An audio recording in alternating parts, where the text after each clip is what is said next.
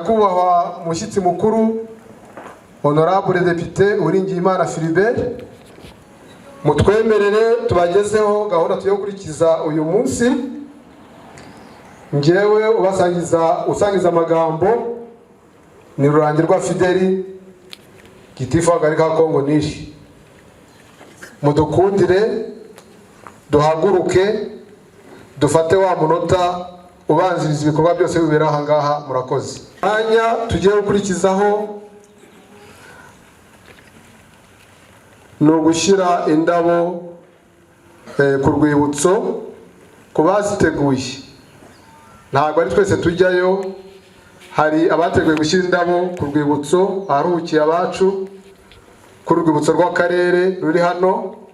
Abaziteguye rero icyo gikorwa bagikora nk'uko gahunda yateguwe. Murakoze.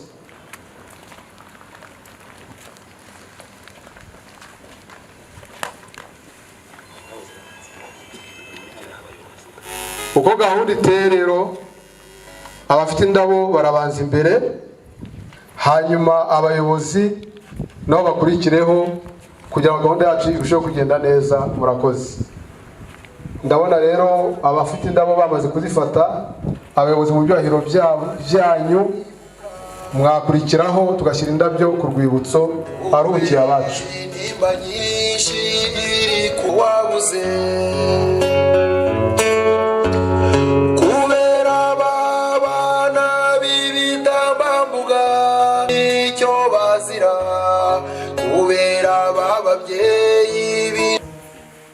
Nyagasani Mana ishobora byose, ngora witeka nta umusaba atizeye kuronka imbabazi zawe. Girira ibambe abayoboke bawe bazize jenoside yakorewe Abatutsi mu mwaka w'1994, tugutura cyane cyane abashyinguye muri urwibutso rw'akarere kacu ka Rutsiro. Nyagasani w'umugisha abashyinguye hano ku izina ry'Imana Data na Mwana na Roho Mutagatifu.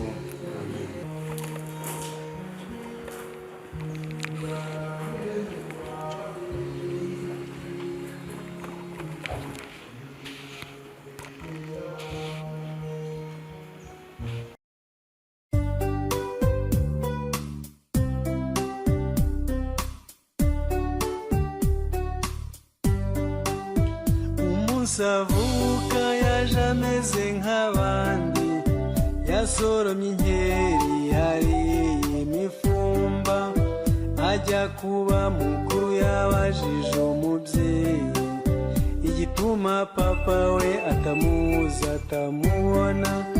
Umubyeyi atuje yamujyanye mu cyumba, amubwira ko se yakubiswa agahwera, nyamara uwamwishe atigeze anabiryozwa. Yumva ikigatura gikebanyije ubwenge, yongeye kubaza umubyeyi wamureze, abona amushengura ahitamo kumureka, nyuma gusobanukirwa ntibyati. Nyakubahwa muyobozi w'akarere, uyu mwanya ni uwanyu kugira ngo mutwereke abashyitsi, baduhere ikaze n'abandi bose baje kudufata umugongo ku nshuro ya 29 twibuka jenoside yakorewe Abatutsi. Murakoze. Murakoze cyane. Nyakubahwa Honorable Député Philibert, nyakubahwa Presidenti w'inama njyanama n'abajyanama b'akarere ka Rutsiro, banyakubahwa bagize inzego z'umutekano, banyakubahwa bagize komite nyobozi y'akarere ka Rutsiro, banyakubahwa muhagarariye amadini n'amatorero, nyakubahwa Perezida wa Ibuka, bayobozi mwese mwaje kwifatanya natwe, namwe inshuti zacu, mu izina ry'ubuyobozi bw'akarere no mu izina ry'abaturage b'akarere ka Rutsiro, tubahaye ikaze mu karere kacu, tunabashimira ko mwigomwe uyu mwanya mukaza kwifatanya natwe muri uyu muhango wo gutangiza ku rwego rw'akarere gahunda y'icyunamo, aho twibuka ku nshuro ya 29 jenoside yakorewe abatutsi 1994. Banyakubahwa mwese, akarere ka Rutsiro kabumbye ibyaramwe mu makomine yahoze muri prefecture ya Gisenyi ndetse na Kibuye. Ubushakashatsi mu mateka ya jenoside mu cyahoze ari izo prefecture Gisenyi na Kibuye ndetse n'ubuhamya bw'abireze bakemera icyaha cya jenoside byagaragaje ko jenoside yateguwe ikanayoborwa n'ubutegetsi bubi uko bwasimburanye mu gihugu cyacu uhereye mu mwaka w'1959. Nk'uko abahanga babivumbuye, jenoside aho iva ikagera ntiyakorwa idateguwe n'ubutegetsi. Jenoside yakorewe abatutsi nayo yateguwe kandi iyoborwa n'ubutegetsi ko bwagiye busimburana mu Rwanda uhereye mu myaka y'1959 kugeza 1994. Imitegurire ya jenoside, ubutegetsi bwahuje imyumvire imwe ku gice kimwe cy'abanyarwanda bo mu bwoko bw'abahutu ku gisobanuro cy'inyito yiswe umwanzi. Hashyizweho akanama kari gakuriwe na Colonel Theoneste Bagosora bisabwe n'uwari umukuru w'igihugu Juvenal Habyarimana mu nama yagiranye n'abasirikari bakuru utarekenye Ukuboza 1994 mu ishuri rya gisirikari yitwa SM. Iyo nama yari igamije gusobanura umwanzi uwo ari we no gushyiraho ingamba zo kumutsinda. Gisobanuro cy'ijambo umwanzi cyatanzwe mu nyandiko y'umuyobozi mukuru wa gisirikari Deogratias Nsabimana ku tariki ya 21 Nzeri 1992, aho berekaga abanyarwanda ko umwanzi yari agizwe n'ibice bitatu. Bagaragaza umwanzi nyirizina, bakagaragaza n'abafana b'umwanzi, aho beretse abanyarwanda icyo gihe ko umwanzi ari umututsi w'imbere mu gihugu no hanze yacyo ufite inyota y'ubutegetsi utarigeze yemera impinduramatwara y'1959 ushakisha kugaruka mu butegetsi akoresheje uburyo bwari bwo bwose. Bituma abaturage bafata iyo gahunda ko umututsi wese ari umwanzi. Ibyo byose rero bitegurwa byagaragaye ko no muri aka gace kacu ka Rutsiro naho byateguriwemo. Bitewe n'uko abaturage bose bamaze gusobanurirwa n'ijambo umwanzi, n'igihe cyose bahabwaga ubutumwa bwo kurwanya umwanzi bumvaga neza ikivuzwe, bakirara mu batutsi aho bari hose, bakica n'ubundi bugizi bwa nabi butandukanye. Ibi bisobanuro by'amagambo byakuriye mu gihugu hose, Rutsiro idasigaye inyuma. Rutsiro nk'uko tuyizi nayo iri mu mateka y'igerageza ndetse n'ishyirwa mu bikorwa bya jenoside yakorewe abatutsi. Bimwe mu bikorwa byo kugerageza jenoside yakorewe abatutsi dusangamo ibikorwa byo kumenesha abatutsi hirya no hino mu karere uhereye mu myaka y'1959, bamwe bicirwa mu ishyamba rya Gishwati no ku musozi wa Nyamagumba mu cyahoze ari Ruhengeri, buri mu karere ka Musanze, abandi bahungira mu mahanga. Ibyo bikorwa kandi byakomeje no mu myaka yakurikiyeho, aho bimwe muri byo navuga ibikorwa by'ubunyamaswa byakorewe Abagogwe. Bamwe babasha guhungira ku biro bya komine Rutsiro ariho hano duteraniye. Aha bari bizeye umutekano no kurindwa n'ubuyobozi, ariko ntabwo byashobotse ko ubuyobozi bubarinda. Inzego zinyuranye zarabasuye harimo na Perezida Habyarimana Juvenal. Uku gusurwa n'abayobozi ntabwo kwatumye ababisha bunamura icumu, kuko n'abari batumye bahunga nta butabera bw'abakurikiranye. Mu kwezi kwa Mata 1994 abari bahahungiye bose bishwe nabi, nta n'umwe wabashije kurokoka. Ruzatwibutsa ingaruka mbi za politike mbi ruzahora rutwibutsa ko jenoside ishoboka igihe cyose ubuyobozi buyishyigikiye.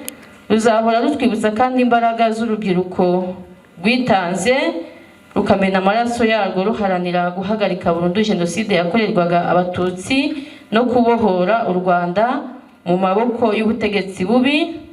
Ruzahora ruduhiturira kandi kurwanya ingengabitekerezo ya jenoside aho iva ikagera, twamagana uwo yarangwaho yaba ari hafi cyangwa ari kure yacu.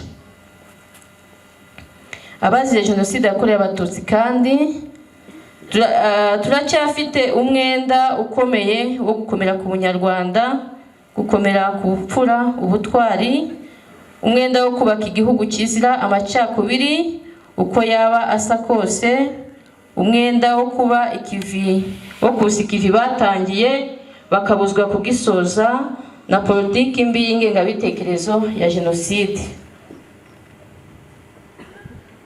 Ahangaha nagira ngo kandi mfate aka kanya ngira ngo twibukiranye bimwe mu byagezweho na leta y'ubumwe mu rwego rwo kurwanya jenoside, ingaruka zayo n'ingengabitekerezo yayo, harimo guharanira ko jenoside yakorewe abatutsi yemerwa n'amahanga nk'imwe muri jenoside zabayeho ku isi, kimwe n'iy'abayahudi n'izindi.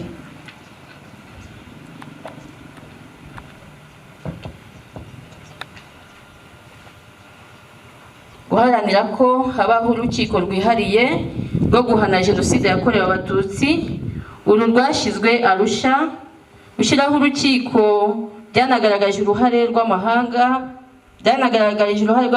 mu gutererana abanyarwanda bicwaga, kuko ubuhamya bwatanzwe muri urwo rukiko rwarabigaragaje. Urugero ni ubuhamya bw'uwayoboraga ingabo za ONU zabaga mu Rwanda, Minwari Liyetona General Romeo Dallaire. Leta y'ubumwe yabashije kurwanya no gutsinda abiyita abahanga batangaga umuti wo gucamo igihugu ibice, maze abanyarwanda bagatuzwa hakurikijwe ibyo bitaga amoko, kuko ari wo muti wonyine w'ibibazo by'u Rwanda. Iki kibazo leta yacu iragikemuye, aho abanyarwanda bose ubu bose ari bamwe, umwe n'ubwiyunge bikaba byarabashije kugerwaho. Ikindi, ibihugu bimwe na bimwe byemeye uruhare rwabo muri jenoside yakorewe abatutsi binasaba imbabazi ku mugaragaro, harimo na ONU. Inzego zinyuranye nazo zasabye imbabazi kubera kudakora ibyari mu bubasha bwazo mu gukumira jenoside yakorerwaga abatutsi. Dushimira Kiliziya Gatolika yafashe umwanya wo gusaba imbabazi. Ibi byakozwe ubwo Perezida wacu wa Repubulika yakirwaga na nyir'ubutungane Papa Francisco. Ibikorwa byakozwe ni byinshi twashimira igihugu cyacu, anariyo mpamvu igihugu kigeze ahangaha cyiyubaka, akaba ari ibikorwa byinshi bitandukanye byagiye bigerwaho.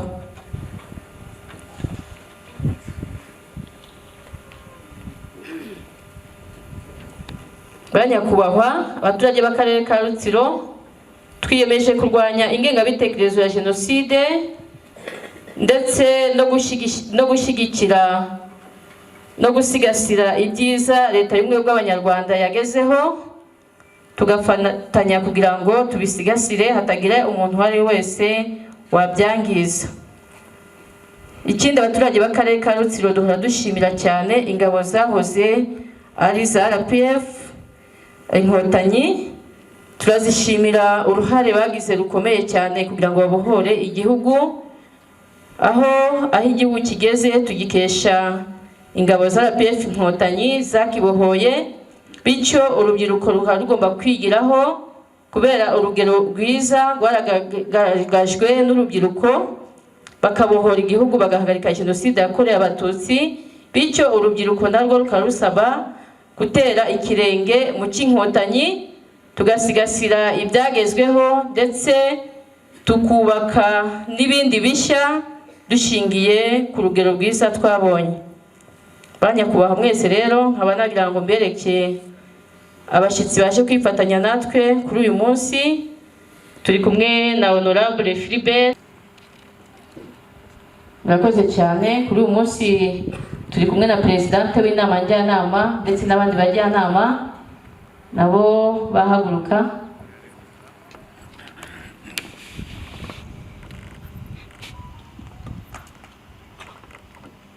Murakoze cyane. Turi kumwe na Perezida wa Ibuka.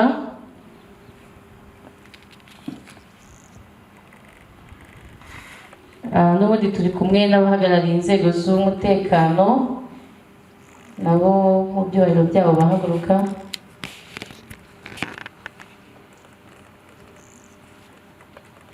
Turi kumwe n'abagize komite nyobozi y'akarere ka Rutsiro.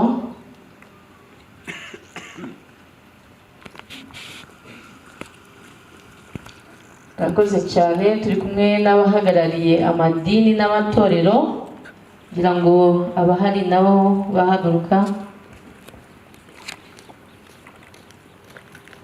Murakoze cyane. Turi kumwe n'abashyitsi benshi batandukanye kugira ngo yaba bahagarariye abikorera, bahagarariye JAF ndetse n'abandi bose baje kwifatanya natwe tubashimire, tuzirikana kwibuka kandi twiyubaka. Murakoze cyane.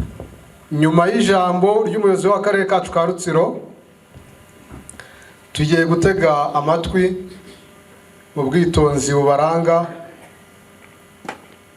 ikiganiro kijyanye no kwibuka jenoside yakorewe abatutsi. Tugiye gukizwaho na Karangwa Pierre, kandi rwose murusheho gukomeza ituze mufite niryo musanganywe ribaranga kugira ngo uyu munsi nawe utubere uwo kwibuka koko. Murakoze. Murakoze. Nyakubahwa Depite Honorable Depite Philbert, Nyakubahwa Presidente w'inama njyanama y'akarere kacu, banyakubahwa abajyanama, banyakubahwa inzego z'umutekano muri kano karere, namwe abashyitsi mwaje kwifatanya natwe uyu munsi wo kwibuka ku nshuro ya 29. Agira ngo mbagezeho mu ncamake ku kiganiro kijyanye na jenoside yakorewe abatutsi mu gihugu cyacu. Uyu munsi ugeze, abantu benshi bibuka inzira bagiye banyuramo. Ndavuga abacitse ku icumu, bagatangirana n'uyu munsi bagasoza iminsi 100 bakiri ku misozi, bakadisanga imiryango yose yarashize, hasigaye umwana cyangwa se hasigaye umusaza cyangwa umuryango wose warazimye. Hari ibibazo turo dusubiza muri ibi bihe tubazwa n'urubyiruko. Barabaza bati jenoside yakorewe abatutsi, abatutsi bare bantu bameze bate, abahutu bare bantu ki, ese bare abanyamahanga, ese bare abanyarwanda? Abye tugomba gusubiza icyo kibazo. Ntabwo dukora ibiganiro nk'ibi ngibi kugira ngo abatoya abatari bahari basobanukirwe jenoside yakorewe abatutsi mu gihugu.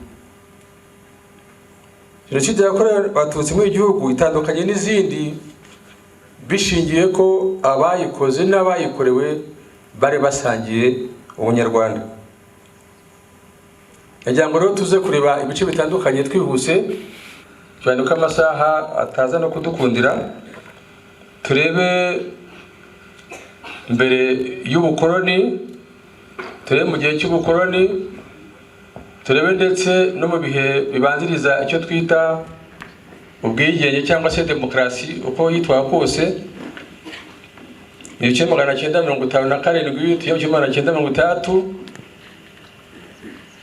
tuvuye mu 1963 tujye mu 1973 Perezida Habyarimana afata ubutegetsi, tugere muri 1987 tuhabe tujye 1990 inkotanyi zitangiza urugamba rwo kubora igihugu. Hanyuma tujye mu mashyaka dusoze tujya kushyirwa mu bikorwa by'umugambi wa jenoside 1994, tuze kuvuga gakeya nyuma y'agaruka rya jenoside. Nk'uko rero amateka bitubwira, igihugu cyacu uko cyabayeho, uko cyagiye gihangwa, kigahangwa na gihanga, kikagira abanyarwanda batandukanye mu moko atandukanye, batubwiye ko abanyarwanda bari basangiye ubumwe ari bwo bunyarwanda. Abanyarwanda bafite ibibaranga bimwe, bakarangwa n'umuco, bakarangwa n'ururimi, ntawe usemurira undi. Icyagaragara icyo gihe nuko bari bashyize hamwe ndetse bakumva ko n'igihugu ari icyabo bagisangiye, hagira utera bagatabara bose ntawe usigaye. Ikindi tubona ni imihango bahuriragamo, imigenzo bahuriragamo, bahurira ku ndangagaciro zimwe, bagahura no kuri kirazira zari zifite umuco nyarwanda. Ibyo tubibona uko byagiye bihererekanya mu gihe cy'abami, amazina menshi agenda avugwa, intware zagiye zibaho zitangiraga igihugu, ariko umuntu wese mu mbaraga ze yajyaga icyo akora kugira ngo u Rwanda rudaterwa. Iyo urebye ubwo bumwe rero, cya gihugu cyubatse gifite ubutegetsi buhamye kandi kitavogerwa. Ku mwaduko w'abakoloni rero, nk'uko nari mbivuze mu kanya, ni abatujemo. Navuga ko u Rwanda rwinjiwemo, tukinjirwamo n'abaje bashaka indonke, bashaka ibyo bazakoresha iwabo, ariko batazanywe n'urukundo rwo guhuza abanyarwanda. Kugira ngo rero bishoboke, nta kindi cyagomba gukorwa, kwari ugutanya no gusenya bya bindi bya abanyarwanda bari bubakiyeho, bikazatubyara ibyo tuza kugeraho mu kanya. Iyo bitegereje neza, usanga icyo bahereweho cya mbere kwari ugutesha ubutegetsi, kwakuba imbaraga ubutegetsi bwariho. Umwami yari uwa bose, niwe wayoboraga byose, kandi Abanyarwanda baramwizeraga ko ari we gisubizo cya byose. Icyo bakoze, babanje kwereka Abanyarwanda ko mu bwabo badasa, ndetse ko nta n'icyo bahuriyeho kindi, cyane cyane ko badakomoka hamwe. Bahereye ku miterere yabo, umuremure n'umuto akagira uko asobanurwa, babereka ko batavuka hamwe. Baje kubashakira 1933, baje kubashakira ikibaranga, ari cyo twita ibuku. Icyo gihe cyarimo ubwoko, hakazamo n'icyo bita rasi. Icyo gihe bava ubwoko bakavuga Abega, Abanyiginya, Abazigaba, Abasindi, ariko bagera kuri rase bakavuga ati uyu ni umutwa, uyu ni umuhutu, uyu ni umututsi. Ubwabyo byamaze kwerekana ko abantu noneho ntacyo bapfana, ahubwo baje batandukanye. Nabwo bati ndetse harimo abaje kare, hari abaje bakererewe, hari abaje baje bafite amatungo, hari abari basanzwe, hari bose. Buri muntu agira igihe ko yavuga bati buri muntu wese uko yaje afite cyamuzanye naho yaturutse. Ubwo buyobe rero abantu barabwumvise, ndetse buri makazwa, birazamuka bigira 1957. Abantu baza kubona ko harimo abantu batsikamiwe. Icyaje kuboneka nuko haje kuvuka amashyaka. Ayo mashyaka avuka yavutse ku mpamvu zikurikira. Abantu bagiye mu mashuri atandukanye, abagize ngo barajishuka, nibo babwiwe yuko bashoboka barakandamijwe, kandi hakaba hari rubanda nyamwinshi. Iyo rubanda nyamwinshi akaba rigomba kuyobora igihugu.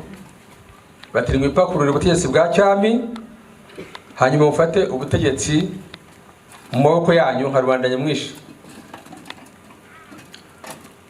Amashyaka yaravutse rero, havuka ishyaka bita Intari yasabaga ubwigenge, havuka amashyaka nka MDR Parmehutu, havuka raderi, havuka prosoma, abaza basaba demokarasi yo gusaba ko rubanda nyamukivaho n'umwami agasezererwa, hanyuma rubanda nyamwinshi gafata ubutegetsi.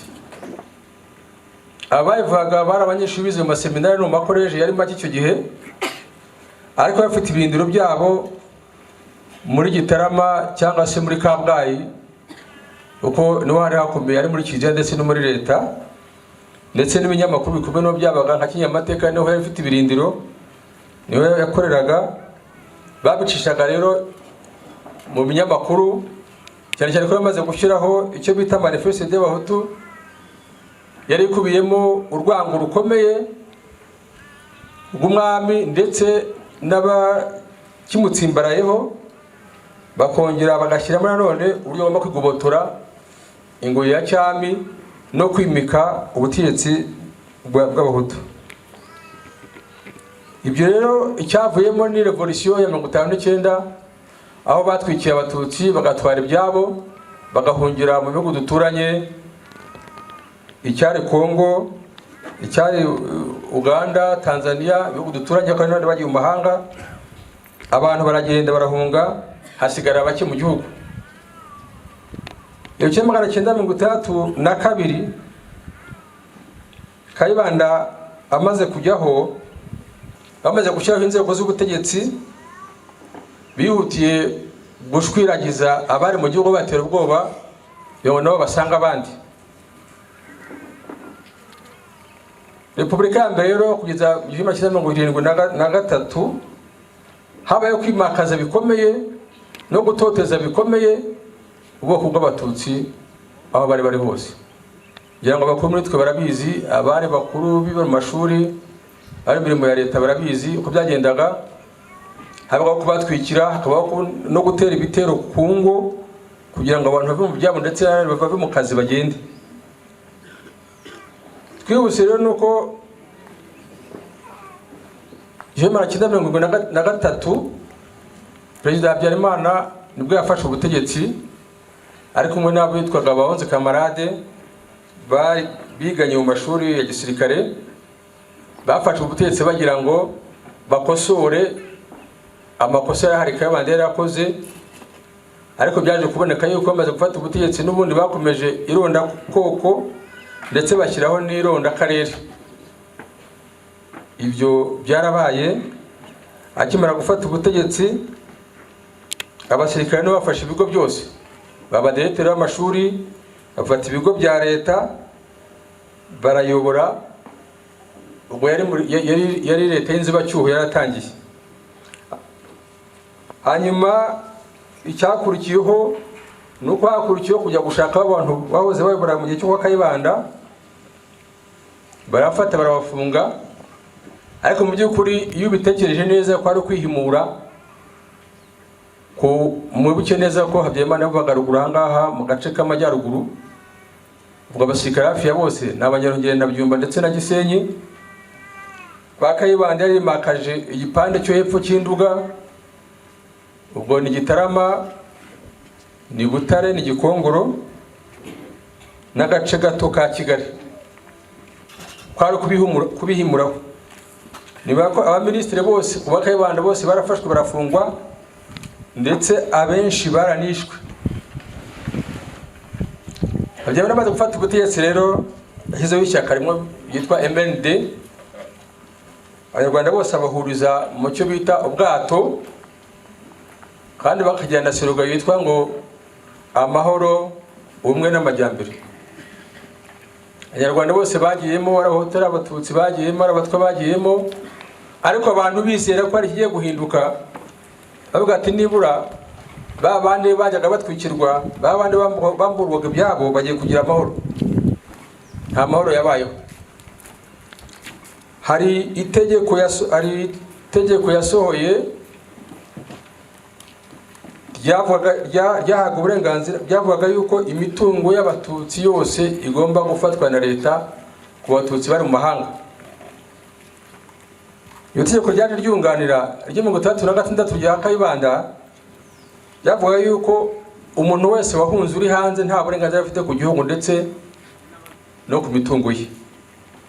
Niko byagenze. Abantu ba hano babyibuke neza, hano muri Rutsiro, ngira ngo inyuma yacu niho hari komine Rutsiro. Muri 1975 ubwo burugumesitiri baramwibuka bari bahari, na konsiye wa Gihango nawe baramwibuka, ngira ngo abaturage baramuzi. Nibwo abantu batangiye kuva hejuru ahangaha muri za Manihira bakajya gutuzwa ipfingiye mu masambu y'abatutsi.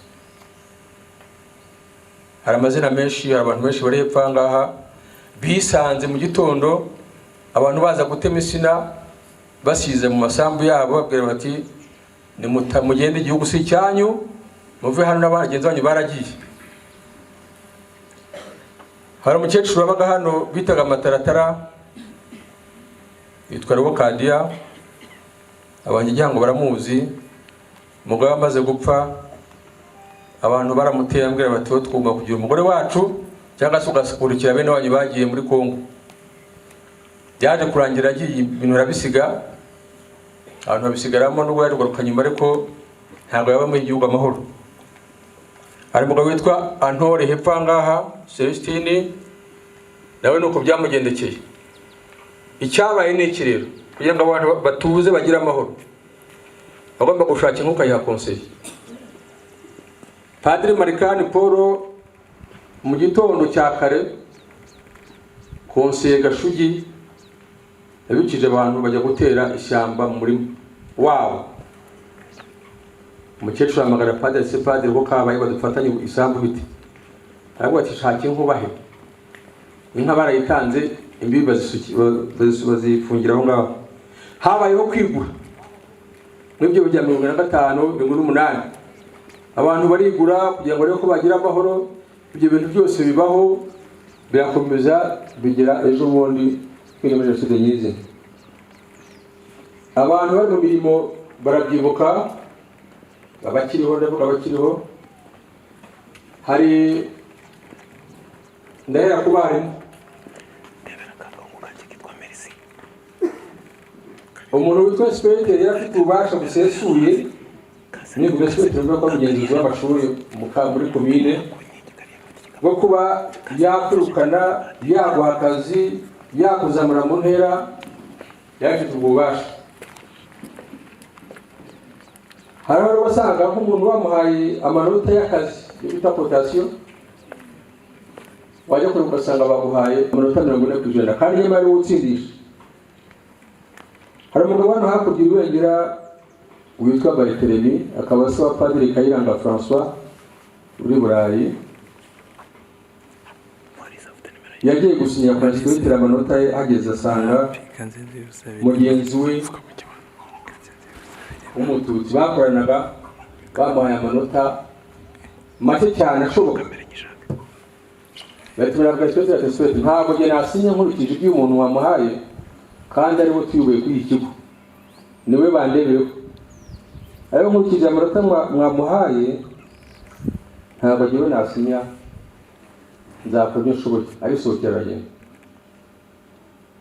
Ni akarengane kari mu mirimo. 73 abantu bagiye mu kazi basanga amarisi yabo ari ku muryango, babura ngo ntabwo mugifite akazi mu bigo bya Sonarwa, bya Style, Radio Rwanda, ibyo bigo byose bikomeye biraho ngaho. Abantu bakigiriza bati dore umanitse hariya, bati imyanya yashize, umwanya wariho warangiye, igendere bizagutumaho. Abantu bari kubura barataha. Abanyeshuri muri kaminuza nuko byagenze. Ubwo sinagiye muri yandi abantu bakuriyemo by'amashuri, bahagurutsaga abana, bahagurutsa abato, abakuru.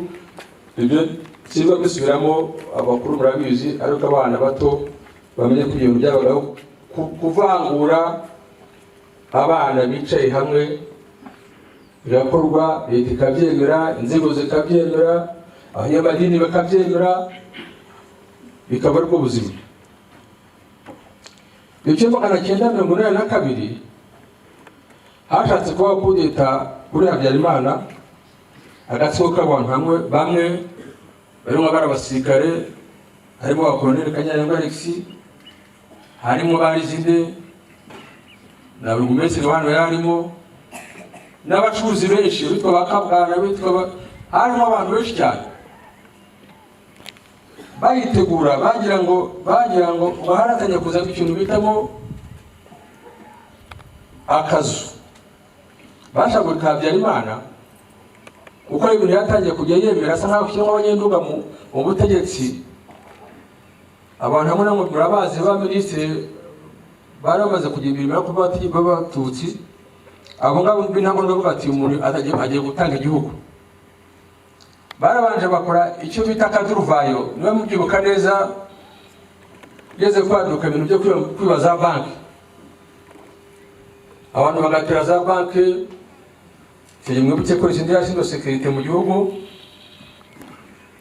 kugira ngo berekane ko ubuyobozi bwananiwe babandi bateye bamara gufatwa Kigali kavuga ngo abo bantu bafashwe nimba twoherereze tubahane bagatanga itegeko kuri komando ya gendarmerie bakabapagiza imodoka kujyana Kigali ngo atero noho mwakoraga cyangwa na Kibuye ni mujye muteri izi za Kibungo n'ahandi abo kavuyo kabayeho birangira bafashwe barafunga niyo mujya mwumva bafungiwe mu Ruhengeri bakaza gufungwa n'inkotanyi muri 92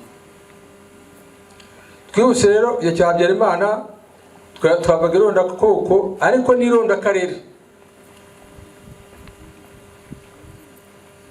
byarenze cyitwa ngo Mututsi no byayifashe no akarere nibwo haje iringaniza mu mashuri no mu mirimo abakiga bakiganza abanyenduga bagahabwa bike ibyo byose murabyibuka Nyakubahwa Padiri hari senero ngira ngo mbabwire yabereye Kabgayi hariya umwepiskopi witwaga Perode amaze gucyura igihe yasimbuwe n'uwitwaga Waruvuye Ibyumba yango ni Tadeyo aza kubikirindi Joseph ngira ngo twagiye umunsi mukuru umunsi tukorera ku kibuga cya filozofi kumu byari ibintu bikomeye cyane umunyeshuri abwira mugenzi we icyo nawe nyibagirwa aho hari muri 87 gutyo umuhungu wo mu Ruhengeri wizo ku Rwesero abwira mugenzi we w'Ikabgayi arambwira ati rero shaka ubwo ibintu byararangiye buriya ese harangiye iki arambwira ati buriya urukiga rwamaze kubafatana igihugu nubwo abanyenduga mwarakoze kuzana independence mujyane ibyo bifite icyo bivuga kandi uko byarabaye abayobozi bagiye basimburanwa ari muri leta bagiye abaramagizaga mu majyaruguru ikindi abayobozi b'amashuri mujye mukurikira ibintu abana bakora mu mashuri hari igihe abana bakora ibintu mu mashuri bakomoye ku miryango yabo cyangwa se ku myumvire iriho ivugwa cyangwa ku myitwarire y'abantu hamwe na bamwe ishingiye kuri politiki biriho muri 89 turi ku ishuri hadutse ibintu bimeze tumeze nk'udukino bateka igitoki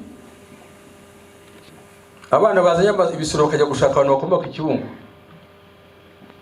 igitoki kiravuga abanyakibungo ko byera byinshi cyane ku bwabyo byumvise ko kindukiye bati komeza iriya nagahinda n'akaga barakora bigatangara baza mu gace ka Ruhango isaa 4 ku itariki ya 2 hariya kuri filozofi kumu ishatu rya mbere ravuga Kabgayi basanga abantu imodoka arapakira abantu bahungiye aho ngaho amasasa yavuze bataha baragenda ari muri cyuri hano ngira ngo iyo twabiye turavuga ko bari bicaye muri filozofi kumu abikira bato bayeze ruguru no bari bahari benshi byari agahinda gatebwo ariko n'ibyishimo kubashije kuri icyo gihe Gitarama irahari abantu bari ku Gitarama za Musambira nto bapfa amabariyeri aracyarimo izo ngabo zaje Gitarama nizifashe na Gitarama zifashe Kabgayi zigira ishyogwe zifatira imisozi ya za Kanyarira na za hari hafi ya Meru. Baraza bafunga Meru umuhanda ujya ku Kibuye, bafunga n'umuhanda uva ku Gisenyi Gitarama isigaramo hagati, ariko ifite umuhanda wa Kigali bagikorana. Byasaga n'inkotanyi gushyiramo imbaraga zigafungura umuhanda uva Kigali hariya Musambira hariya mu Cyakabiri. Intambara ibintu intoki ziragwa, ibiti biragwa, abantu barapfa. Aho mvuga ni ibitambo bihari byatumye tugira aho duhagaze aha ngaha. Ku itariki Gitarama yaje kuvamo, ubwo no kuvana imaze kuvamo, abasirikare bahise bahindukira babona izi ya Butare, Nyanza Butare. Ariko Kigali nayo iba yavuyemo nihuse, nuko habayeho wayivuga ukazambara n'imisiki bivuga, ariko kucyo ushaka kuvuga nuko habayeho ubutwari bw'inkotanyi, habayeho kumena amaraso, habayeho gutakaza abantu buryo bushoboka bwose kugira ngo urugamba rusozwe, igihugu kibohorwe. Byango byavuye mwarabibonye nuko babandi yamabari yose yamaze kuva hano barahunga baboneza hakurya ngaha muri Zaire. Hagomba gukurikira w'ikiriro. Inkotanyi zamaze kugira Butare, ziri za Cyahinda, ziri hara mu gace ka Gikongoro. Habeho gushyiraho guverinoma y'ubumwe, leta y'ubumwe ku itariki ya 19 z'ukwezi kwa karindwi. Tariki ya 10 abasirikare barapiye bahamagaye bagenzi babo bakoze kosi ya kijandarume uko bitegura kuzahuzwa n'abajandarume. Bari magana n'imisago, ariko ati muzi Kanombe babambika ingofero zitukura, batumura abajandarume. Buke leta igiyeho bashyira guverinoma, bararahira, inzego zijyaho zifite iki? Nta karamu, nta koti, nta rukweto, umva nta na kimwe. Ariko none muri ministeri itagira ibirahure, itagira intebe, bano batangira kubusa.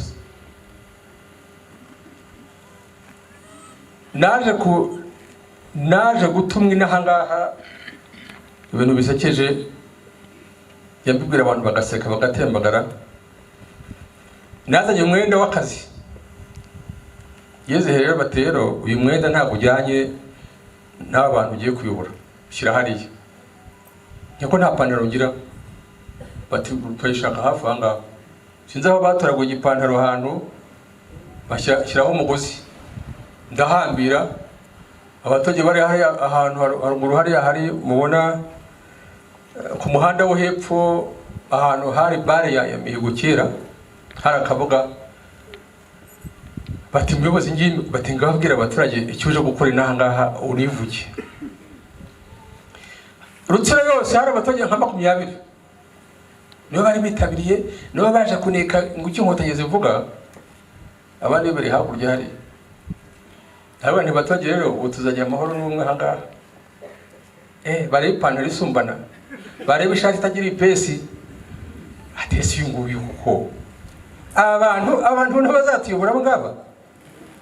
No hari umusirikare bati nawe afata ijambo ati yere kapiteni, ati uyu nguyu niwe muyobozi wanyu kuva none aha ngaha, none ubu umutekano mujye mutanga amakuru, kandi isoko ritangira ikore. Abafite imyumbati bayize imyumbati n'uzayigura ko nta nabahari. Nta vuriro, nta shuri, nta kiliziya, nta gare, nta giki. Ngaho yobora nawe. Ayi nyuma yanjye yari komine bati mushakashaka abantu bahoze bakora muri komine. Bakatubwira bati ariko uriya muntu utambutse ya kadereri ugagira uryo. Bamwe bati ngwino atoya. Banzo bamugare ko ntawe nabazazi. Abantu icyo bita ubwoba guhahamuka ibintu byamaze kuba mu gihugu, birumvikana ko ari abo ngabo barokotse, ari abo ngabo basigaye nta n'umwe wari ufitiye akubwenge. N'ikiro cyagomba gukorwa muri priorite za leta yo mu gihe no kubaza ngo umutekano, abantu kwamara igishyika, abantu kubasubiza mu byabo, yayivuze njya kwameye, abantu kumvisha ko igihugu ari icyabo, nubwo harimo bagiye hakurya nabo bazagaruka. Abantu batangiye ntubaze igihembo, ntubaze iki, ariko Imana itureberera kandi kugira amahirwe abantu basura mu kazi kabo bahoze bakora mu kirere. Igikomeye rero abantu bakoze jenoside bari bakiri hano, hari tukibanaho iyo bari nabo twakoranaga. Najya mu nama murakambwa ati none se uriya kanyambariye ishati yayimpaye, kandi ubundi sekreteri wanjye yewe ukajyana ati none se ari ugeze kuzi wanjye ariko se iyi ntebe se ko ari yanjye sindayitahana. Twarebeshaga inama haruguru hari abapadiri hari kwa Bikira Mariya, abaprefe baza gukoresha inama n'abasirikare bakomeye, tukajya gupfira intebe iyo ntebe ku ntebe si yangira. Ni ukuvuga ngo twaratiraga tugatera n'abasahuye, ibintu muri kubyumva, ugatera n'abasahuye. Ikote wambaye isi ryawe muri iryo kote ryanjye, turaga mu mazi vango subiza iby'abandi, amatangazo musubize iby'abandi, abasahuye ibitaro mujye musubize imakasi n'ibiki byose, ibitanda bigiye babyarira bari barabitwa abantu babibana mu ngo zabo. Nyaboneka ni musubize ibintu by'abandi abigomba kujya. Banga batangiye kubyarira aha mwaya mazi yo hakurya aha, abasigaye bakajya kubabyaza. Nta muforomo aha rwo bamaze kuhatwika. Mwumve ikintu abantu batangiriyeho, twatangiriye ku busa nk'uko umuyobozi wacu mukuru agiye bivuga, twatangiriye ku busa. Abantu bisha abantu bica n'ibintu, ibisigaye barasahura barajyana. Ariko Imana dushima ku isaha twongeye kuba umwe. N'imbaraga nyinshi zakoreshejwe. Hajyaho za komisiyo zo kwigisha abantu, hagarutse amatorero kongera kwigisha abantu ko hari bashenye, hari indangagaciro, hari ikintu tugomba kwirinda, tugomba kongera kujya kuvomayo. Abantu batanze imbaraga nyinshi cyane kugira ngo abantu bongere bagaruke.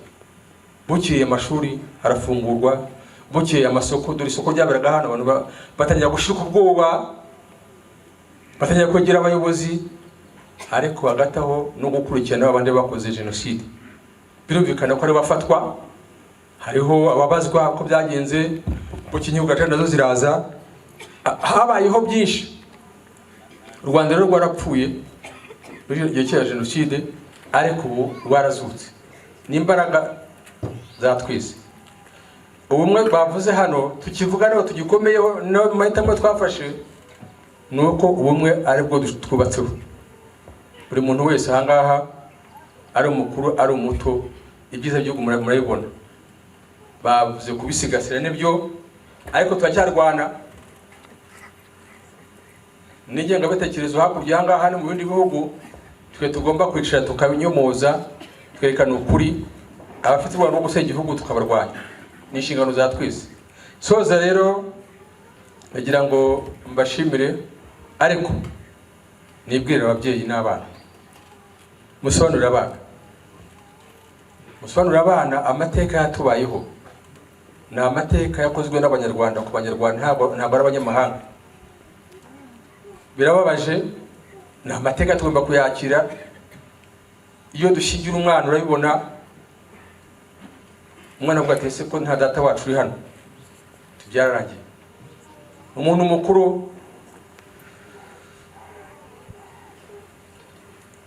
mukuru aragira ibirori. Ubundi biba byiza iyo ukoze umunsi mukuru, mama bagagarara hano, papa bagagarara hano, bakabafatira muri babiri. Ariko urisanga uri wenyine, ukajya gutira umuntu wasimbura wabera mu kigo cye. Jenoside niko ibayeho. Yarako mu imiryango irazima, abasigaye basigara ingerere, abandi basigara ibisezegeri, abandi ntibagerwa kwishima, ariko leta ikibereyeho ni uguhoza abo bose. Hagira ngo rero mbashimire, dukomeze dukurikire ibiganiro bisigaye, dukomeze twibuke twiyubaka, ariko tudaheranwa n'amateka mabi.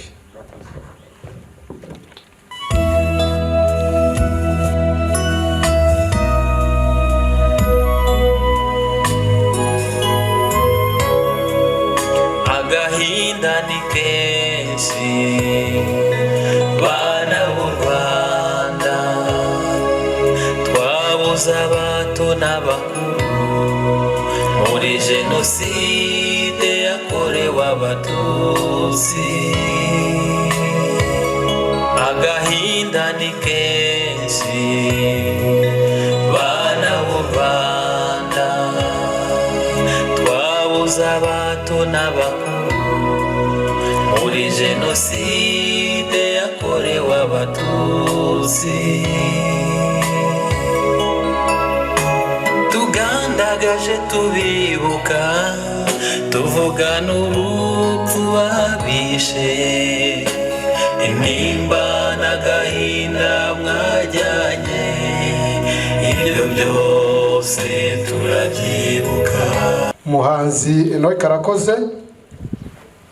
Reka tutumire Kasuminari Amiyeri aze hano aduha ubuhamya. Ndibwira ko afite abe bashyinguye hariya twashyize indabo yatambuka kazi. Navukiye muri segiteri Bwiza muri iyi komine ya Rutsiro. Jenoside iba rero nari mpari. Ndavuga bike kuko byinshi babivuze. Ndavuga ibyatubaye kuva muri 90 kugeza 94. Twari dutuye muri Bwiza rero muri 90 batangira nkuko babivuze ababanje kutwita ibyitso by'inyenzi n'abagambanye b'igihugu, batangira kurya amatungo no gusarura imyaka twabaga twahinze yeze. Hanyuma twakwitabaza ubuyobozi bwabaga butwegereye ntihagire icyo babikoraho, ndetse ari no gukubitirwa mu mayira abantu bagenda, ari no kwamburwa amafaranga umuntu yabaga afite n'ibindi byangombwa byose bakabijyana ku ngufu n'agahato ariko tutagira kirengera. Muri 92 niho haje igitero gikomeye cyane cyari kivuye mu cyahoze ari komine Ramba na komine Gaseke ndetse na hano mu Rutsiro. Baza kudutera twe dutuye mu rwego rwo kutwica. Ubwo twaje kwishyira hamwe kugira ngo twirwaneho.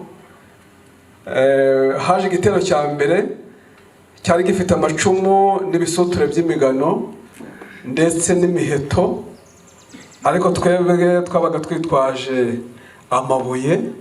Bararaga bikorera nijoro ababyeyi n'abana, noneho mu gitondo bakajya bahereza abagabo bari kwirwanaho bahanganye n'ibyo bitero.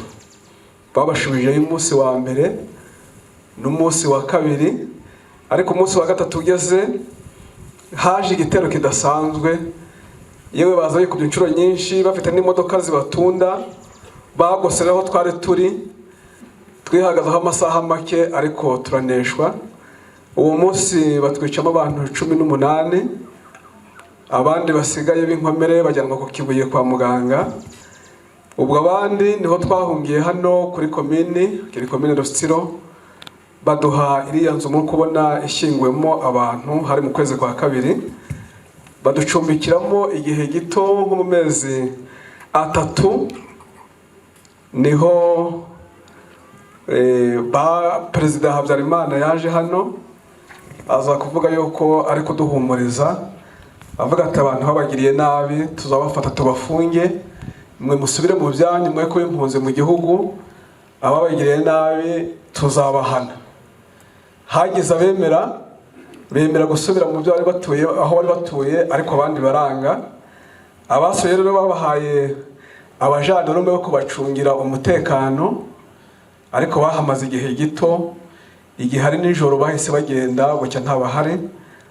Ubwo rero tukomeza kuhaba, ariko n'ubundi nta mutekano no gutotezwa. N'abakomeje kuba hano bakomeje kuhaba kugeza igihe 94 byageze.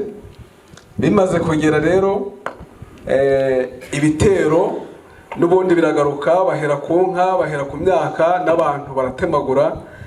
Abantu bishwe nabi ku buryo bukomeye. Hari uburyo babashakaga bakabashyira hamwe, bamara kubashyira hamwe abo babonye bakica bahereye ku muntu wa mbere ku murongo kuzageza ku muntu uheruka. Hari naho bafataga abantu umuntu bakamuhamba ari muzima banje kwicukurira, akabanza kwigira ko kwiye mu cyobo, hanyuma bakamuhamba abona. Abandi babasabaga kubanza kwerekana aho bahishe imitungo n'abantu bababuriye mbere yo kubica. Hari abo bajyanaga iminsi 3 n'ine bakabicisha inzara n'inkoni, abandi babagirira nabi kugira ngo babanze bagaragaze ibyo basize babone kubica. Rero abantu bapfuye nabi cyane. Abari hano kuri komini bo rero bakomeje kuhaba kugeza igihe ibitero byahabasangiye. Bimaze kuhabasanga, ubwo bagose inzu bari barimo, barangije babatereye amagrenade mu nzu, abandi babasukaho esanse baratwika. Muri ubwo buryo nta muntu n'umwe wabashije kuvamo, bose barimbukiye muri hano muri iriya nzu yitwaga iy'ubukorikori. Hari harimo abantu barenga 86. Bariya mubona banditse hariya nabashwe 92, ariko biciwe hano ntabwo bashije kumenyekana bose. Rero muri ubwo buzima twabayemo bukomeye, turashimira Imana yuko hari abashije kurokoka, ntabwo abantu bose bashize. Kandi nk'uko babivuze abayobozi, umugambi w'abasigaye no kwiyubaka kugira ngo nubwo ibyo byabaye twebwe tubirenze amaso, twongere kugira ubuzima nk'abandi banyarwanda. Icyakora bapfuye bo bapfanye intimba nk'uko bahoze batubwira, ntabwo bamenye byakurikiyeho nyuma, bapfanye umubabaro. Ariko ubwo turi kubibuka, abayobozi n'abaturage twese dufatanije, twabishimira Imana yuko abanyarwanda bongeye kugera ibuntu. Rero abacitse ku icumu twese muri rusange turashimira leta yacu uburyo yatwubakiye ubuzima bwari bugeze habi. Nyuma y'ibyo byose byabaye, nk'uko umuyobozi wabivugaga, umuntu asigaraga atagira umubyeyi, atagira mwene nyina, atagira n'umwe. Ariko leta ikadushakira amacumbi yo kubamo, ikadushakira uko twivuza, ikadushakira abandi uko biga, ubuzima burakomeza. Ubu n'uyu munsi turashimira Imana yuko dufite ubuzima kandi buzakomeza kuba. Tukaba dushimira leta yacu y'igihugu, dushimira n'abantu bose badufata mu mugongo. Murakoze, Imana ibahe umugisha cyane. N'abari mu mahanga bahuje gahunda ngo dufatanye kurwiyubakiranya. Ntimuzasusumira nkibarasanira. Reka ntabuze ngusange umbwira ibya Nyirinyange, nyir'ubuzima buzima butarazima. Sindagira gitore, teri intambwe nsange nkubwira ibya Nyirinyange. Nyirinyange yari umwari utamwaye, umwari wuje ubwenge uzira guhatwa uzira gukubitwa. Yaje gutwara inda y'umuziranenge nkawe wuje ubwenge. Yakweretse urukundo igihe cyo kuvuka ntiyakwinuba, akwereka urukundo rudasanzwe, dore ko ibishora bishoye mu bishora, ngakunda gufurebe bya kibyeyi. Bihugu Rusini na Hanashyaka zarakamwaga, wasanganyijwe yera ku ruhimbi ntihaburaga ibyansi. Warakuze uratebuka, utangira gutozwa uturimo tw'abari, amasuku mu kibumbiro cya Bihogo na Rusine, gucunda yera, kwavura no gukanga imbizo. Ubujiji warabutoye, ubutwari warabutojwe, ubugari warabuheje, ubupfura warabubonye. Uciye akenge utagicigera uwakubyaye, uwaguhaye urukundo, uwashoye ubuzima ngo ukunde ube muziranenge, ngo ukunde ube umuntu nyir'ubumuntu.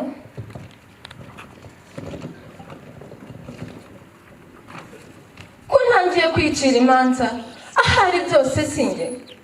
Hoya mawe, humura ndacyakubarira, unyumve neza kuko atari inkuru mbarirano, unyumve neza wumve ishyano ryatugwiririye.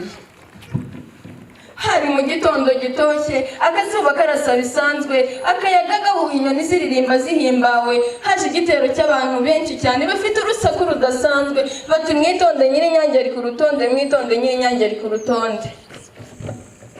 Akibakubita amaso, ntayiga bambe ngazibamba nzerekeza, gutsoka nkanyoberwa hondi, ndasusumira umubiri wose, ndasohotse nsanga ntawunsekera. ndabona ari mu mashoka, ndabona ari mu icuraburindi. Ubu si ibi biracura iki mwoka byara? Ndabona biracura ubucucu, bugacucu bugatuma abacu bacagagurwa.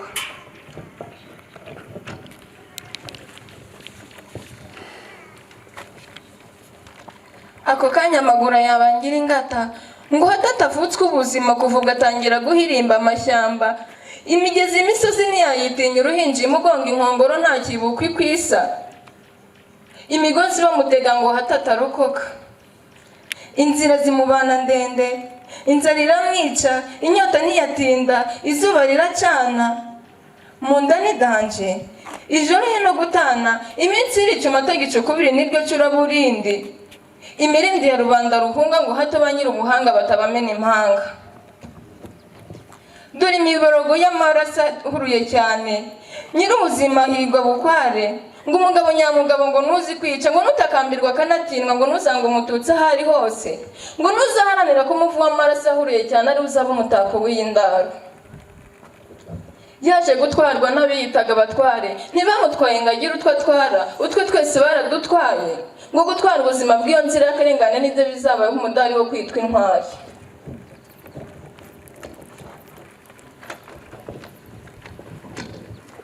Ubuzima yabusizaho, nawe ubwawe bagutaho, imbeho igusangaho, amarira uyasukaho, ngo hari se barakugirira impuhwe.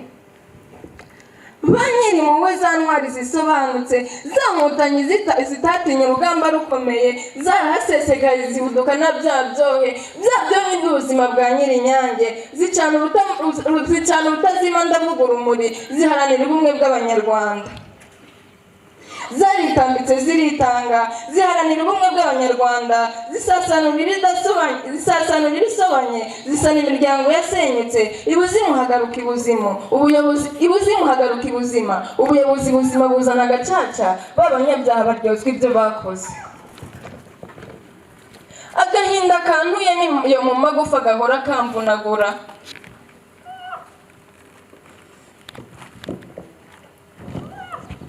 Agahinda kantuye niyo mu magufa gahora kamvunagura. Imiborogo y'inyogiye yanteye intimba n'intimbagura umutima. Za nkotanyi zo kabyara zubaka inzibutso kugira ngo uwagiye atibagirana, ngo uwagiye atazima burundu. Ubu wacu niho musanganije za ndabyo, indamukanya ikaba amarira. Indamukanya ikaba amarira, ariko agahinda kagashiruka. Nkamubarira ibyawe muziranenge, umwari yasize ukiri ikibondo, ko ibyo yasize utabisenye, ko ikivi yasize utagisenye, ko ahubwo wacyusanyije urukundo, wabereye abandi urumuri rutazima, wabereye abandi umunyarwandakazi muzima, ukwiriye igihugu cyacu, wabaye icyitegererezo mu gukunda igihugu no mu gusigasira ibyagezweho, ngo hati ibyabaye bidasubira, tugasigara iheruheru. Mbega agahinda, mbega Abanyarwanda ngo turacurama tukagira ubucucu, ubucucu bugacura ubugwari. Ubugwari bwacuze urwangano rucura icuraburindi. Mbega uko urwaguka rungana ruramo inganzo. Mwe mwahagaritse jenoside yakorewe Abatutsi, namwe mwarokotse jenoside yakorewe Abatutsi, ntimuzasusumira ntibarasanira. Kuva mu museso n'agasusuruko, na nimugoroba simpuge, nsubika nsisubanye, nsanze isoko ngo nshire inyota. Nyagasani, aho nagasanganiwe ntagira musambi isabagirana inanga, none isazi honda akaguru hasi tusubiye igasabo waba warasaze. Uruzingo yunga imiti, usubiyeho waba wisanga ntawe asigaye n'umuretse ka gakecuru k'ubucecuru n'abucura wako bacikanye ku icumu. Kandi ngo n'akagahinga ko hakurya y'iwanyu hasigaye agahungu kazira agahuzo, kasenguwe n'agahinda, aka gahinda kakagira inkindi. Ako gahindiro gahindira atahaye indaro, ako gahindo katimanye n'akarinda, ako gatindi katarijije karinga, ako gahima atarazwe kazwanye nande, kwirutunga gihanga yatoye intore, umuheto ukarerwa mu Rwanda rwande. Ese Nyagasani, ko warutahaga wararutaye rutorande, Sekibi impamvu y'ikibi Rwanda. Gusa sinkuboranya urwandanze, n'ubundi njya nkukeza u Rwanda ukaruhinkesha. None rero Nyagasani ngusabe, nsubiza rw'imisozi itarigize umushyitsi w'isari budehe buca kanda nta wizirika umukanda nta wapfuye urw'abadari urwuje intwari twabuze nsubiza murwo ntigeze mwirunga mu muhuro n'urungano tudasiganira mu ihuriro tuboye inyegamo n'imisambi tubaho duseke n'ibyibo mu rukundo rutazi uburyarya nsubiza mu rw'abanyampinga batageze baganda cyangwa ngo barangare uruhimbi ruhindane nsubiza mu rw'abazira ubugwari abatagwa bizingwanzo gutarama bakabihamya uruguma inkaka bakayikubangana indekwe nziza bakizihira imfura zitaguranye ubumuntu ibintu nk'abo buzuye amabarabara bigurubye kunda nyagasani kunda sinapfubanye inama z'ubutubutoni kwa data bwantonuyemo intore umudaheranwa w'isonga y'imihigo ubusinyira umutindi w'ihumure n'amahoro ni mu Rwanda rwuzuye imiborogo amahanga areba nkundira nyagasani nkundira si nkiri wa mukristo pasika na pentecoste zasanze nkaba zirakarengane zahagije inkongore ndetse inkongoro zuzuye vino nkundira unsubize ku isoko nshimire Kibogo warucengereye imvura ikampa agahenge mvuga rozari umugizi w'inaba akampa undi munsi kugeza n'uyu munsi sindasibika n'isadawe none ubwo umpaye urutege n'ururuhehe ngaho reka nshwe kurengane ryareba nsubiye ku isoko nahoranye ya soko idasobanya imwe gihanga yaturaze ikabime twese twemanye isoko y'umwe twemeye nsubiye ku isoko aho dusangira byose aho tubana na bose aho dutahiriza umugozi umwe ahavuga ukuri rwose kandi ndabizi heza Imana nsubiye ku isoko ndakira icyaka cyakuye icyaha mu cyoko kayibanda kabaramoka agahindukura akimika ikinyoma kamara inka zagakamiye abaro agaha urwango rwaho rwatubyaye akaruca amaboko atiye umuhora ishyanga nsubiye ku isoko ndakira icyaka kimitswe na politiki y'amaco y'inda yarondaga hana hariya igaheza utagahejwe igakora u Rwanda mu nda ubuvandimwe bugashira mu nda urw'abahanga rukabunda agahinda nimuke ndamukemiza ubutangura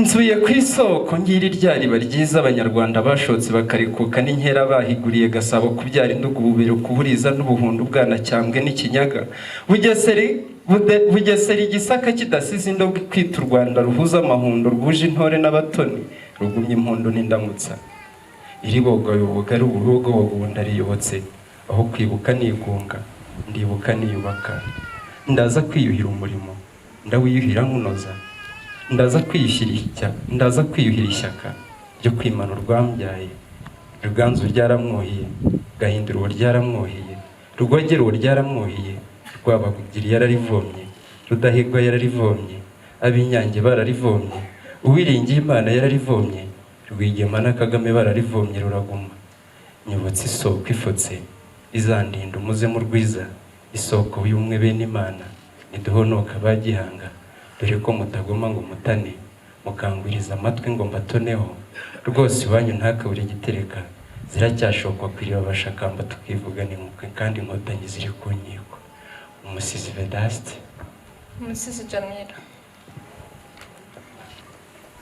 Nyakubahwa mushyitsi mukuru honorable Nyakubahwa perezida w'inama njyanama y'akarere kacu ka Rutsiro hamwe n'abajyanama mwitabiriye uyu munsi Nyakubahwa muyobozi w'akarere kacu ka Rutsiro hamwe n'abo mufatikanya kukayobora Banyakubahwa bayobozi b'inzego z'umutekano bayobozi mu nzego zitandukanye bavandimwe mwese turi kumwe kuri uyu munsi wo kwibuka ku nshuro ya 29 Jenoside yakorewe Abatutsi mu Rwanda ndabasuhuje muri ibi bihe twibuka Jenoside rero yakorewe Abatutsi umuryango ibuka urasaba abanyamuryango babuze ababo kwihangana bagakomera bagaharanira kubaho kandi neza ntibaheranwe n'agahinda ntibyoroshye kugira icyo umuntu avuga muri uyu mwanya no muri ibi bihe, nubwo tuba turi ku nshuro ya 29 twibuka jenoside, ariko tuba tubibona nk'aho byabaye mu mwaka ushize, tuba tubyumva nk'aho byabaye vuba. Kwibuka rero ni umwanya mwiza abantu babuze ababo bafata bakongera kubana nabo, bakazirikana ibyiza byabarangaga kandi bakabigira ibyabo kugira ngo bitazazimangatana. Niyo mpamvu rero kwibuka abazize jenoside yakorewe abatutsi ni umwenda ukomeye Abanyarwanda, Abanyarutsiro twese dufitiye izo nzirakarengane muri rusange, by'umwihariko ku bacitse ku icumu bikaba umwihariko wacu. Nibwo buryo bwo kubaha agaciro n'icyubahiro bambuwe ubwo bicwaga bunyamaswa mwahoze mubyumva. Kwibuka rero ni ubuzima byagiye bigarukaho mu buryo butandukanye. Ni ubuzima ku bacitse ku icumu, kuko dukwiye gukomeza gukaza umurego mu kwibuka. Ni ubuzima ku Banyarwanda twese, ku Banyarutsiro twese, tugakaza umurego kwibuka, kuko ariho dukura n'imbaraga zo gukomeza kubaho, by'umwihariko abacitse ku icumu, no gusohora agahinda kacaho kaduhora ku mutima, kadushengura umutima. Kwibuka kandi bifatwa nk'umwe mu miti y'ihungabana, kuko biha umwanya buri wese ufite agahinda aterwa no kuba yarabuze abe muri jenoside, no kugerageza kugasohora, bityo n'ibibazo agaragaje bigashakirwa ibisubizo n'inzego zibishinzwe, aho kugira ngo bikomeze bitumunge umutima. Kwibuka rero ni umwanya wo gusubiza amaso inyuma nk'Abanyarutsiro, nk'abantu bari aha, tugasesengura amateka yacu bahoze bayavuga, tukareba inkomoko y'amacakubiri n'aho yatugejeje, bikatuviramo imbaraga zo kubaka igihugu cyacu. Muri rusange rero, jenoside yakorewe abatutsi yagize ingaruka zikomeye ku gihugu, kimwe n'ahandi n'akarere kacu kagezweho n'izo ngaruka. Muri rusange ku barokotse jenoside, icyo rero twishimira ni uko urugamba rwo guhagarika jenoside rwageze ku ntego. Leta y'ubumwe bw'Abanyarwanda ikajyaho kandi igahita itangira urugamba rwo guhangana n'ingaruka za jenoside ku gihugu no ku bayirokotse. Nubwo bimeze gutyo rero, haracyari ibibazo bitandukanye n'ingaruka nyinshi ku barokotse jenoside. Hariho ingengabitekerezo, hari abagifite ingengabitekerezo ziragaragara hirya no hino, no mu karere kacu hari aho bikigaragara. Icyo ni ikibazo abacitse ku icumu bagihanganye nacyo nyuma yo kubura ababo. Hari ikibazo cy'ihungabana rikabije, kandi ubushakashatsi bwerekana ko rigenda rirushaho kwiyongera bitewe n'ibintu bitandukanye.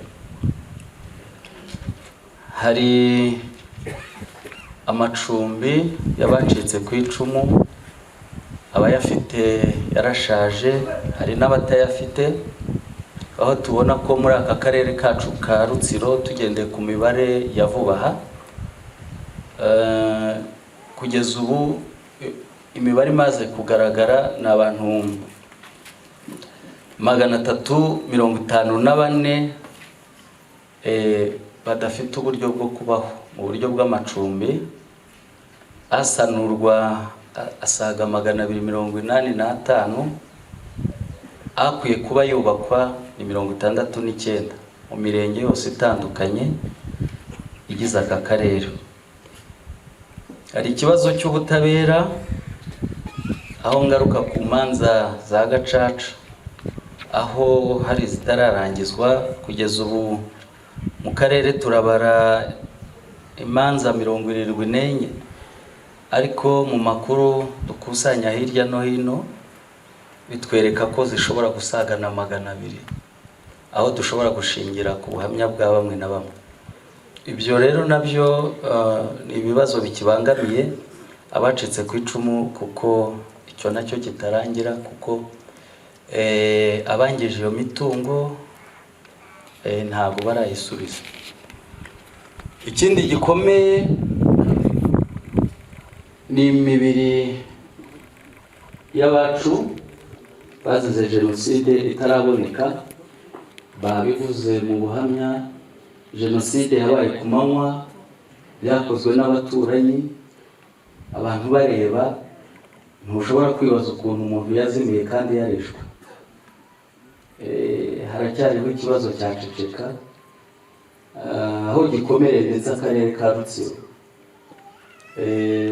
Mu buhamya bwinshi twakiye butandukanye aha, nuko no muri aka gace aha ka Kongo Nili hari abantu benshi bazimiriye hariya, ariko abantu bari bahari, byabaye ku manywa. Abantu bagira ubutwari rero bwo kugaragaza aho iyo mibiri iri, haba no hirya no hino mu karere, hanyuma bidufashe gushyingura iyo mibiri kugira ngo nabo bahabwe icyubahiro bavukijwe. Reka rero nshimire Leta y'Ubumwe bw'Abanyarwanda imbaraga yashyize mu kugarurira icyizere cyo kubaho abarokotse jenoside yakorewe Abatutsi, by'umwihariko ingabo zari zarapiye Inkotanyi, zari ziyobowe na Nyakubahwa Perezida wa Repubulika y'u Rwanda Paul Kagame, zahagaritse jenoside yakorerwaga Abatutsi. Tukaba tukiriho, tukaba turi guhobera ubuzima, tukaba natwe turiho twiteza imbere. Reka nanone dushimire kandi n'undi wese wagize icyo akora arengera abahirwaga ngo barokoke, ndetse n'ababaye hafi abarokotse nyuma ya jenoside. Turashimira n'ubuyobozi bw'akarere kimwe n'izindi nzego zose dufatikanya muri gahunda zitandukanye, haba mu gutegura no gukora gahunda zose mu bihe nk'ibi byo kwibuka. Murakoze, Imana ibahe umugisha. Twibuke twiyubaka. Nyakubahwa Perezida w'inama njyanama y'akarere ka Rutsiro, Nyakubahwa Meya w'akarere ka Rutsiro, banyakubahwa ba Visi Meya, banyakubahwa mugize inama njyanama y'akarere, banyakubahwa abayobozi b'inzego z'umutekano, bavandimwe, nagira ngo kuri uyu munsi dutangizaho icyumweru cy'icyunamo ndetse n'iminsi 100 yo kwibuka ku nshuro ya 29 jenoside yakorewe Abatutsi. Ntangire yihanganisha abavandimwe bacu barokotse jenoside yakorewe Abatutsi, babwira ngo mukomere, kuko kuri uyu munsi kuri bo bibuka inzira ikomeye, inzira y'umusaraba banyuzemo, nk'uko twagiye tubyumva mu buhamya butandukanye, ndetse no mu kiganiro Karangwa yatugejejeho, yewe no mu butumwa Nyakubahwa Meya yatugejejeho, byagiye bigarukwaho mu ndirimbo ya Enoke, ndetse n'abahasizi bacu Vedaste na Jamila, ndetse n'ubutumwa bwa Perezida wa Ibuka Philippe. Byose byagiye bigaragaza inzira y'umusaraba Abatutsi banyuzemo, kugeza ubwo kuva mu myaka itandukanye, kuva mu 1959 ndetse bikagera no ku ndunduro ariyo jenoside yakorewe abatutsi mu 1994. ndagira ngo mvuge ibintu bike cyane kuko ubutumwa bukuru bw'uyu munsi ni ubwa nyakubahwa perezida wa repubulika, kandi iminota isigaye ntabwo irenze 5. ndagira ngo ubwo turi aha ngaha, ubwo tugenda twibuka abacu bazize jenoside yakorewe abatutsi, nako tugenda tuzirikana ingabo za RPA zatabaye kugeza ubwo uyu munsi tuba dufite abaduha ubuhamya. Iyo ingabo za RPA zidahaba, uyu munsi ntabwo tuba twicaye aha. Ndetse wenda ubutumwa Karangwa yibagiye kubabwira ni uko no mu Bahutu bicaga abatutsi aho bari bamaze gushira, bo ubwabo bari baratangiye kwicana. Iyo ingabo za RPA zitaza, bivuze ngo nta n'umwe uba warasigaye. Rero kuri uyu mwanya ni ukugira ngo dushimire ingabo za RPA kuko zarokoye abahigwaga ndetse zikabura n'igihugu muri rusange. Uyu munsi iterambere tugezeho uyu munsi tukaba turikesha izi ngabo zafashe iya mbere kugira ngo zihagarike jenoside yakorerwaga abatutsi. ndagira ngo nongere nshimire abacitse ku icumu rya jenoside yakorewe abatutsi kubera ubutwari bwabo, ndetse no mu byo twagezeho uyu munsi, cyane cyane ibyo twubakiyeho mu kongera kubaka u Rwanda duhereye kuri zero nk'uko mu kiganiro cyatanzwe byagaragaye. Mu byo twubakiyemo harimo imbabazi batanze ndetse bakanazihereza n'abatarazibasabye. Uyu munsi ubumwe bw'Abanyarwanda bwubakiye cyane cyane ku mbabazi zabo ndetse no kudaheranwa kwabo. Nagira ngo nubwo tubashimire kandi tunakomeza kubakomeza muri gahunda zabo zose. Ndagira ngo ngaruke muri bimwe Perezida Yuka yagaragaje nk'inzitizi gihari. Wenda hari ibikenera amikoro bijyanye no kubakira abacitse ku icumu batishoboye amacumbi, ariko hari ibintu numva nk'akarere twafataho umuhigo ku buryo byarangira burundu. Ikibazo cyo kurangiza imanza za gacaca ntabwo ari ibintu bisaba amikoro. Bishobotse ubuyobozi bw'akarere bwabifataho umuhigo ku buryo byarangira, izishoboka zikarangira, ariko izidashoboka nazo abantu bakamenya ko zidashoboka. Ndagira ngo rero ntizibye magambo kugira ngo twumve ubutumwa bukorwa uyu munsi. Iyo twibuka jenoside yakorewe abatutsi tuba tunazirikana abayihagaritse, ndetse buri ko dutera intambwe iteye imbere nk'igihugu duhora tuzirikana ko hari abatanze ubuzima bwabo, hari abatanze amaraso yabo kugira ngo bahagarike jenoside yakorewe abatutsi, ndetse no kugira ngo tubone icyo duheraho nk'igihugu kugira ngo dutere imbere. Nagira ngo nanone mu gihe twibuka nk'uko nguko tunazirikane ko hari abagifite ingengabitekerezo y'urwango, abagifite ingengabitekerezo ya jenoside, bagishaka kongera kudusubiza inyuma. Babicisha mu buryo butandukanye, haba mu nyandiko zigenda ziza ku mbuga nkoranyambaga, ndetse haba no ku mavideo. Ibyo byose bigenda bicicikana kuri izo mbuga nkoranyambaga, ariko n'ubundi icyo bagamije ni ukugira ngo twongere ubumwe bwacu busenyuke. Ndagira ngo rero uko turi aha ngaha ntitwicare ngo dutuze ngo twumve ko ibintu byarangiye. Urugamba ruracyahari rwo kurwanya ingengabitekerezo ya jenoside, ariko nanone nkanasaba n'urubyiruko kugira ngo rurusheho kumenya amateka yacu. Wenda ibiganiro turabitanga, ababitanga barahari, ariko urubyiruko rukeneye kumenya amateka cyane cyane kugira ngo bamenye iyo twavuye, bityo be kuzakina n'ubumwe bw'abanyarwanda. Urugero rurahari rw'urubyiruko cyangwa se rw'abana badutoje cyangwa se bagaragaje ko bishoboka. Abana b'Inyange ni urugero rwiza rugaragaza yuko ubumwe bwacu bushoboka, ubumwe bwacu twabuharaniye, kandi ko ubumwe bwacu ntawe uzongera kuza ngo busenye. Ariko rero nitwirare, dukomeze duharanire ko ubumwe bwacu budasenyuka, kandi dukomeze dufatanye hamwe, kuko aho ubumwe bwapfuye cyangwa se ubumwe bwabuze mu mateka y'igihugu cyacu byabaye bibi. Mu myaka 29 ishize nyuma ya Jenoside yakorewe Abatutsi, aho ubumwe twabwimakaje kandi tukabuharanira, murebe iterambere tugezeho. Rero umusingi wacu dufite uyu munsi w'iterambere ry'igihugu cyacu, umusingi wacu ni ubumwe bwacu.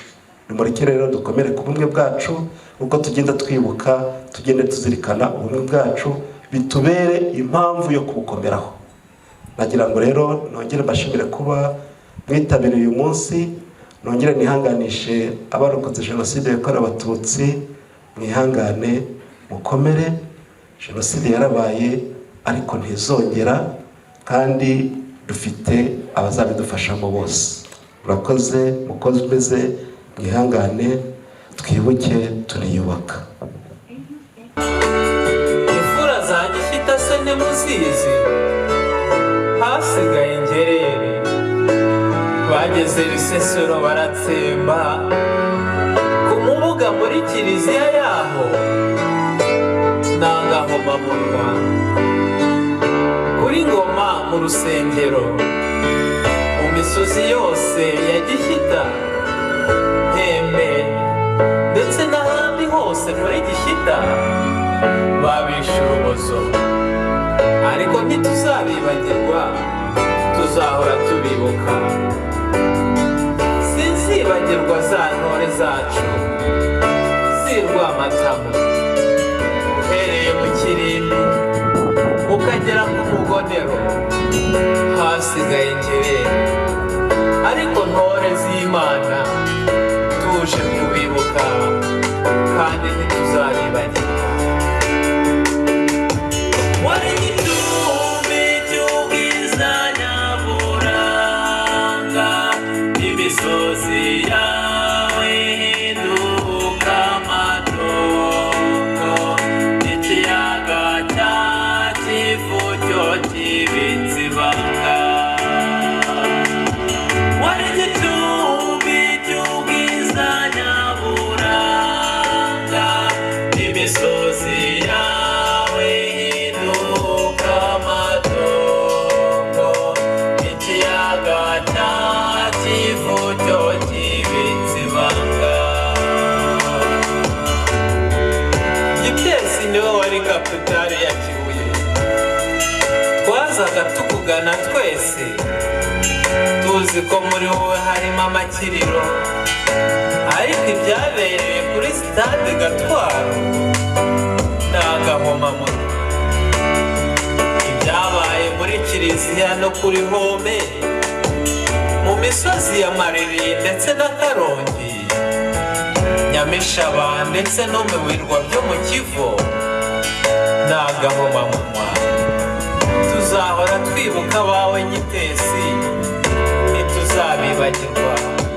Wari igicumbi cy'ubwiza nyaburanga, imisozi yawe ihinduka amatongo, ikiyaga cya Kivu cyo kibitse ibanga. Wari igicumbi cy'ubwiza nyaburanga, imisozi yawe ihinduka